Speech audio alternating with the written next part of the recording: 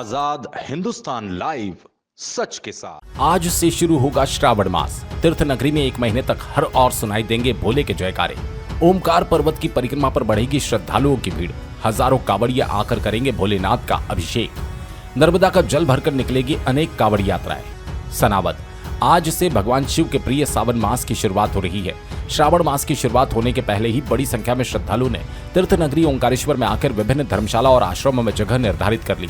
जय भोले की भक्ति और प्रतिदिन सुबह और शाम को पूजन कार्य करेंगे। मंदिर में आने वाले श्रद्धालुओं को सुगमता और सुलभता से दर्शन हो, इसके लिए मंदिर ट्रस्ट द्वारा प्रशासन की व्यवस्था में सहयोग कर बैरिकेडिंग लगाने के साथ रैंप को भी शुरू किया गया, जिससे भीड़ के बढ़ते दबाव से यहाँ पर यात्रियों को डाइवर्ट कर आसानी से मंदिर में दर्शन करवाए जा रहे हैं। तीर्थ नगरी में ऐसे तो देश भर के श्रद्धालु आते हैं, लेकिन श्रावण मास के 4 प्रमुख सोमवार को निकलने वाली सवारी पर भी यहाँ श्रद्धालुओं का हुजूम उमड़ता है, जिसमें भोले के जयकारों से तीर्थ नगरी गुंजायमान होती है।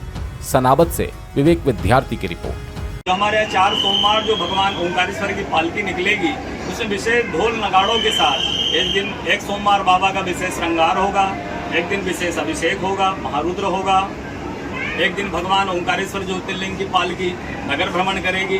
फिर एक सोमवार इस ओम आकार के पर्वत के ऊपर बाबा की सवारी पालकी भ्रमण करते हुए ओंकारेश्वर ज्योतिर्लिंग में प्रस्थान करके भक्तों को आशीर्वाद देने के लिए सावनवास विशेष होने से नगर के भ्रमण करके नगर के जो वासी हैं उनको भगवान स्वयं दर्शन देने के लिए उनके द्वार पर पहुंचेंगे। जो भक्त उनकी आरती पूजा करके अपने जीवन को कृतार्थ करेंगे। सावन महीना विशेष होने से हजारों की संख्या में दर्शनार्थी आकर के भगवान ओंकारेश्वर दर्शन लाभ लेंगे।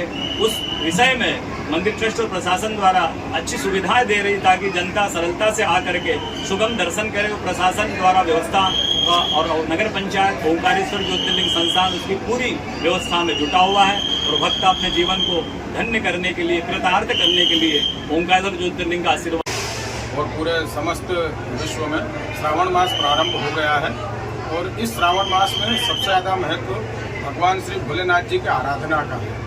भोलेनाथ जी की आराधना के साथ में अगर 12 ज्योतिर्लिंगों में कहीं भी आप चले जाएं तो इस श्रावण मास का महत्व बहुत ज़्यादा बढ़ जाता है, क्योंकि श्रावण मास भगवान श्री भोलेनाथ जी को अत्यंत प्रिय है।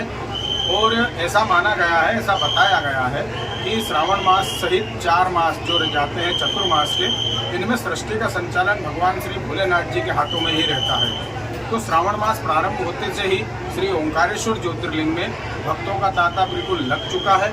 भगवान श्री ओंकारेश्वर जी महाराज के दर्शन के लिए कई प्रदेशों से कांवड़िए कांवड़ भरकर ला रहे हैं और यहाँ से कांवड़ भर के अपने गाँव पे या शहर में किसी देवालय शिवालय पे चढ़ाने के लिए ले भी जा रहे हैं। श्रावण मास में सबसे ज़्यादा महत्व भगवान श्री भोलेनाथ जी को जल और बेलपत्र चढ़ाने का है। चूँकि यहाँ पर श्री नर्मदा मैया जी भी विराजमान है, तो श्रावण मास में 1 लोटा जल श्री नर्मदा मैया जी का भरकर भगवान श्री ओंकारेश्वर जी महाराज को और 2 बेलपत्र भी अगर आपने अर्पण कर दिए तो श्रावण मास में आपकी मनोकामनाओं को पूर्ण करने वाले भगवान श्री भोलेनाथ जी अनंत गुना फल देते हैं। सभी भक्तों से और सभी उनसे निवेदन है कि श्रावण मास में आप जहाँ भी रहें, अगर आप किसी ज्योतिर्लिंग में या कहीं नहीं जा सकते हैं तो अपने गाँव में, अपने मोहल्ले में जहाँ भी शिवलिंग है और जहाँ भी शिव मंदिर है वहाँ पर जाकर 1 लोटा जल और बेलपत्र अवश्य चढ़ाएं।